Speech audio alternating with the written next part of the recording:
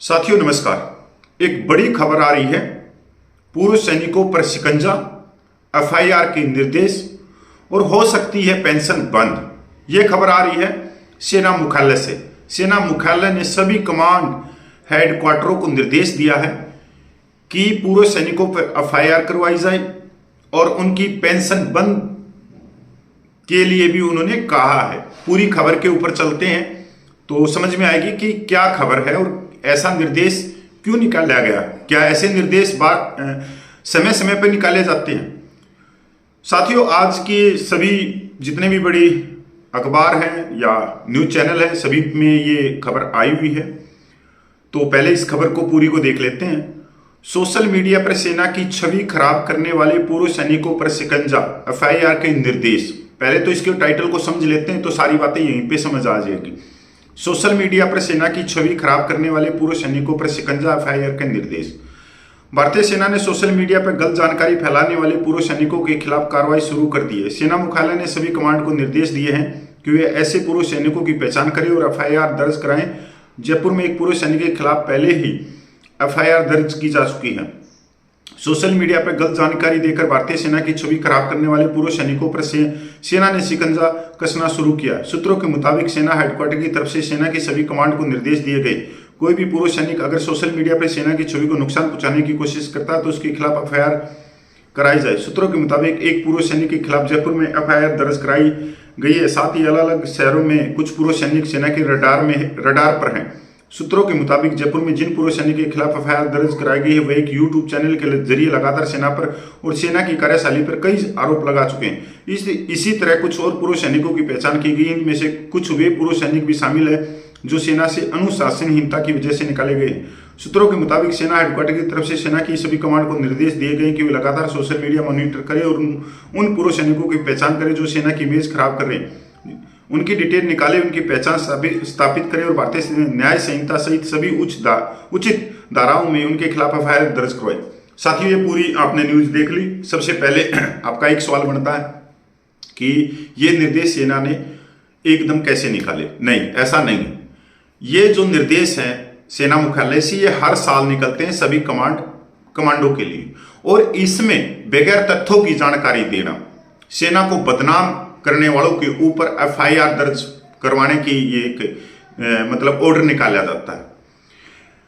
साथियों, जो सेना है वो हमारी सेना है और हम एक सैनिक हैं। हम प्यार करते हैं अपनी सेना से और हमेशा हर एक 40 करोड़ भारतीय हैं वो अपनी सेना पे गर्व करते हैं और सेना को हम चाहते हैं कि वो विश्व की सबसे शक्तिशाली सेना बने। पहली बात तो आपको समझ में आएगी कि गलत तथ्य और कोई बदनाम करने की कोशिश करे उसके ऊपर एफआईआर। अब आते हैं हम संविधान के आर्टिकल 19 में, जो आपको बोलने की आजादी देता है। बोलने की आजादी किस लिए?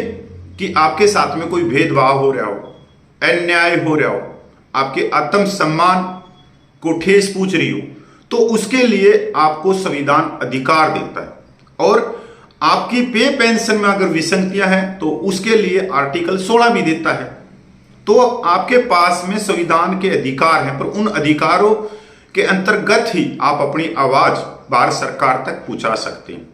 तो ये नहीं है इसके अंदर कि अगर आप ओआरओपी की मांग करोगे, आप एमएसपी की मांग करोगे, 15,500 की डिसेबिलिटी पेंशन की बात करोगे, तो वो तो आप भारत सरकार से मांग कर रहे हो, तो वो तो किसी के जेब से तो पैसा जाएगा नहीं। तो ये जो तथ्य हैं जो भी सोशल मीडिया पे आज मतलब इन जो एफआईआर के निर्देश दिए हैं उनको इस चीज में जोड़ा जा रहा है कि पूर्व सैनिक सहायक प्रथा बंद करने के लिए बोल रहे हैं, अग्निपथ में सुधार करने के लिए बोल रहे हैं, मिलिट्री सर्विस पे इक्वल की मांग कर रहे हैं, डिसेबिलिटी पेंशन की इक्वल की बात कर रहे हैं। वो तो हम कोर्ट में भी जा रहे हैं पूर्व सैनिक, तो वो एक अलग चीज है, उसकी मांग आपको करनी चाहिए, ये आपको संविधान अधिकार देता है। पर इसका मतलब ये नहीं है कि मतलब कोई और आप छवि खराब करने की कोशिश करो। नहीं, वो हमारा कर्तव्य नहीं है क्योंकि हम एक सैनिक हैं। जैसे कि मैं एक उदाहरण दूं आपको, कुछ सालों पहले जेएनयू में स्टूडेंटों ने वहां पर क्या बोला था भारतीय सेना के बारे में, तो हमारे को बड़ा गुस्सा आया था कि ऐसा कैसे बोल सकते हैं कि जो कश्मीर में हुआ, मतलब मैं बोलना नहीं चाहता यहाँ पे, पर वहाँ उस समय हमारे सेना मुख्यालय ने उनके ऊपर FIR दर्ज करवानी थी, पर वो नहीं करवाई। हमारे को बड़ा दुख हुआ और हमने भी उनको, जो JNU में जो स्टूडेंट पढ़ रहे थे, उनको खड़ी खोटी सुनाई थी उस समय कि वो कैसे बोल सकते, क्योंकि हमने देश की सेवा करी है, हमने सेना की सेवा करी है। और सेना मतलब ये नहीं है कि सिर्फ वो एक हमारे देश के बॉर्डर तक की रक्षा करती है, नहीं। वो अगर कोई आपदा आ जाती है देश में, कोई बाढ़, भूकंप, सुनामी, जब भी तत्पर रहती है हमारी भारतीय सेना। और हर एक मनुष्य को, जीव को अपने जीवन को रिस्क लेके वो उनकी जान की रखवाली करती है। तो ये तो हमारी भारतीय सेना है, जो विश्व की सबसे शांत प्रिय, सबसे शक्तिशाली सेना है, और जिसके ऊपर हमारे को गर्व है कि हम भी उसका एक हिस्सा है। तो ये तो हो गई एक बात। अब दूसरी बात यह है कि भाई जैसे कि आप अपनी मांगे उठा रहे हैं, आप चाहे अग्निपथ के बारे में कह रहे हो, सहायक प्रथा के बारे में कह रहे हो, डिसेबिलिटी पेंशन के बारे में कह रहे हो, इक्वल मिलिट्री सर्विस पे के बारे में कह रहे हो, OROP परमेश्वर के लिए बारे में कर रहे हो। ये आपका संवैधानिक अधिकार है। आप पहले भी उठाते रहे हैं, आगे भी उठाते रहे, इसके ऊपर कोई रोक नहीं लगा सकता, क्योंकि ये आपका संवैधानिक अधिकार है। ये बाबा भीमराव अंबेडकर ने आपको लिख दिया कि आप अपनी आवाज शांतिपूर्वक आप अपनी भारत सरकार तक पहुंचा सकते हो। दूसरी बात जो अब जोड़ रहे हैं कि सहायक प्रथा, अब सहायक प्रथा तो पहले बोल रहे थे भाई, जवान पूर्व सैनिक कह रहे थे कि भाई सहायक प्रथा आज के समय 21वीं सदी में जायज नहीं है, इसको बाहर निकालना चाहिए, क्योंकि ये धीरे धीरे कहीं ना कहीं जवानों की आत्महत्या को भी बढ़ा रही है। पर आज आप देखोगे कि सहायक प्रथा के खिलाफ में हमारे बड़े बड़े जो ब्रिगेडियर साहब हैं, जनरल साहब हैं, वो खुलेआम कह रहे हैं कि नहीं भाई, आज 21वीं सदी में ये नहीं चलना चाहिए। बहुत सारे आप देखोगे सोशल मीडिया के ऊपर बहुत सारे वीडियो हैं हमारे जनरल साहब के, जिनके लिए मैं सलाम करता हूं उनको, कि कम से कम देखो ये समय का ही परिवर्तन है। पहले कोई उसके लिए नहीं बोलता था, आज इतने बड़े बड़े अधिकारी आके बोल रहे हैं कि आज के समय इनको भाई जो सहायक प्रथा है वो बंद करनी चाहिए। इसके लिए चाहे सिविलियनों की भर्ती करो और भी जो भी हो सके सिस्टम में वो बदलाव करो। और हमारे जो स्वर्गीय विपिन रावत जी ने, उन्हें तो बिल्कुल खुलेआम कही थी कि नहीं अब बहुत हो गया, अब इनको हम आगे लेके चलो, क्योंकि उन्होंने दिख रहा ना कि आज आधुनिकीकरण का जमाना है, और आधुनिकीकरण में आज हम इस एक रूढ़वादी प्रथा को नहीं ढो सकते, और इससे कहीं ना कहीं मनोबल पे भी विपरीत प्रभाव पड़ता है। तो मैं तो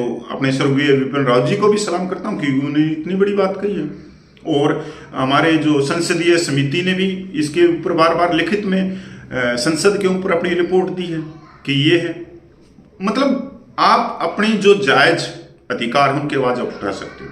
अगर आपके साथ में अन्याय हो रहा है तो संविधान आपको अधिकार देता है, और जो संविधान ने अधिकार दिया है वो कोई भी नहीं छीन सकता, ना मैं छीन सकता, ना आप छीन सकते, ना इस देश का जो बड़े ओहदे पे बैठा हुआ, चाहे वो प्रधानमंत्री हो, चाहे वो रक्षा मंत्री हो, चाहे वित्त मंत्री हो, चाहे किसी राज्य का मुख्यमंत्री हो, आपके अधिकारों को जो आर्टिकल 19 ने दिए हैं वो नहीं छीन सकता। क्योंकि जो बड़े ओहदे पे बैठे हैं, जो प्रधानमंत्री बैठे हैं, वो भी संविधान के द्वारा ही उस कुर्सी का, इस देश की सेवा का निर्वाह कर रहे हैं।